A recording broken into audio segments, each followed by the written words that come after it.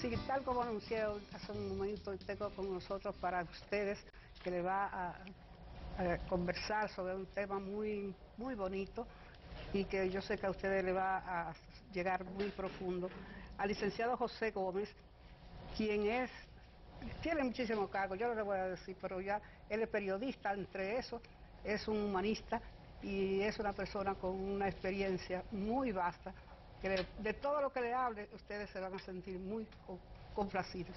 Bienvenidos a nuestro programa, qué bueno que está con nosotros, de tantos años, de tantas cosas de acumuladas, tantas ¿no? cosas juntas. Sí. Doña Argentina, vamos a hablar hoy sobre el origen de las ideas políticas. Ay, qué bien. Nosotros estamos en la Academia Humanista iniciando, el próximo sábado comenzamos un curso sobre ideas políticas.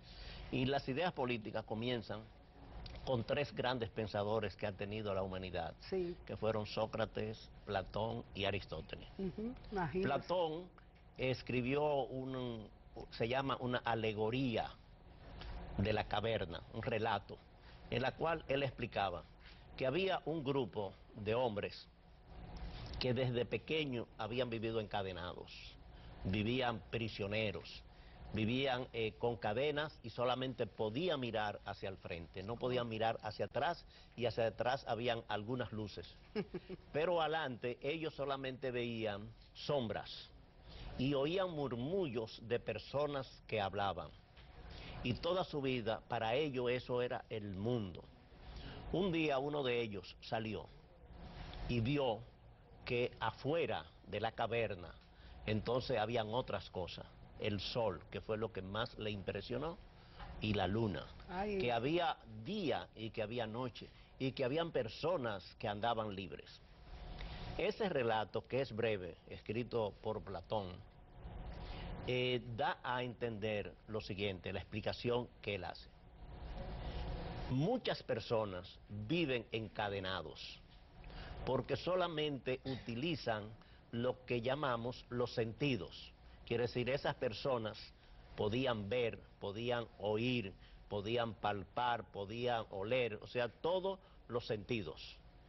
Pero cuando salieron fuera, cuando vieron entonces otras cosas, ellos pudieron utilizar otras cosas que no solamente son los sentidos. O sea, en filosofía llamamos lo sensorial, quiere decir la utilización de los sentidos.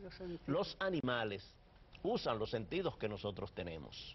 O sea, quiere decir, ellos tienen a veces mejor vista, a veces tienen mejor olfato, tienen mejor oído, muchas veces, muchos de ellos más adelantados que nosotros. Ahora, el planteamiento de las ideas es que las personas cuando salen, cuando ven el mundo tal como es, entonces tienen lo que se llama lo inteligible. ¿Qué es lo que es lo inteligible? Es el conocimiento, el pensamiento y las ideas. Y todo eso ordenado en una forma razonable, entonces es lo que distingue al hombre de los animales, que no tienen esas facultades inteligibles. Somos iguales en lo sensorial, en los 5 sentidos, pero tenemos algo más grande, por ejemplo, que es la inteligencia. La inteligencia es la capacidad que uno tiene de adquirir conocimiento, de retener esos conocimientos, y junto con la memoria y junto con la reflexión nos hacen más inteligentes.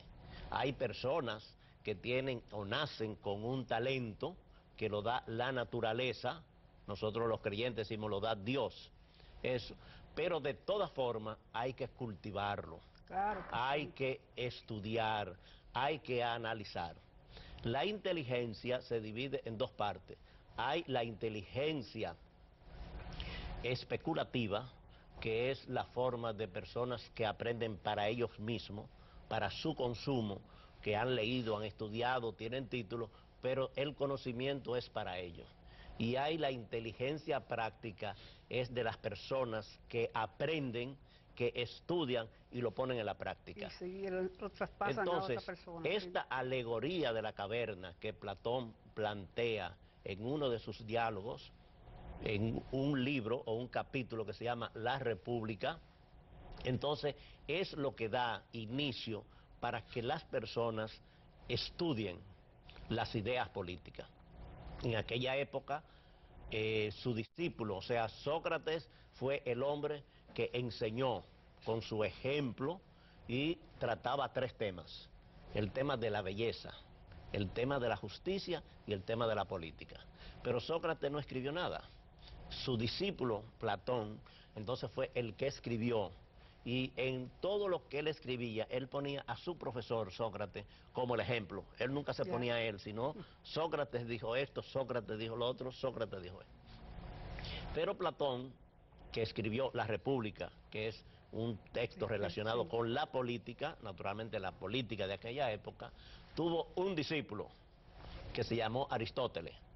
Y la humanidad nunca ha tenido en una misma época tres personajes tan influyentes, porque si uno estudia filosofía, si uno estudia matemáticas, si uno estudia ciencias, ellos son las tres fuentes para todo lo que uno va a estudiar.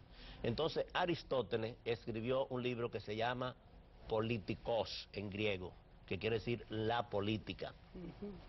Las cosas ideales que tenía Aristóteles, Platón, su profesor, entonces Aristóteles lo llevó a la realidad. Entonces, lo que nosotros llamamos ahora la sociedad, o las ciudades, en esa época se le llamaba la polis. Quiere decir, ¿qué es lo que es la política? Es las ideas que ordenan el funcionamiento de la sociedad, de las ciudades. En todas partes del mundo, las ciudades, las sociedades, quien la organiza no es la religión ni el deporte, sino la política. Por lo tanto, la política está relacionado con todos. Querramos o no querramos, estemos activos, estemos inactivos.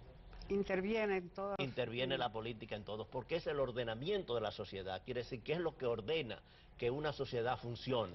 Que hayan leyes, que haya poder ejecutivo, que haya poder judicial, que haya constitución, que haya todo eso. Es la política, no es otra ciencia. Entonces, las ciencias políticas y todas las ciencias nacen de esos tres personajes. Y ese es el punto de partida de las ideas políticas.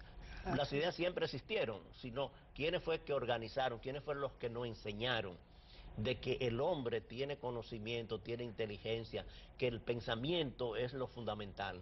Y eso es complementario con los sentidos, no es contra, sino los sentidos son naturales en cada una de las personas.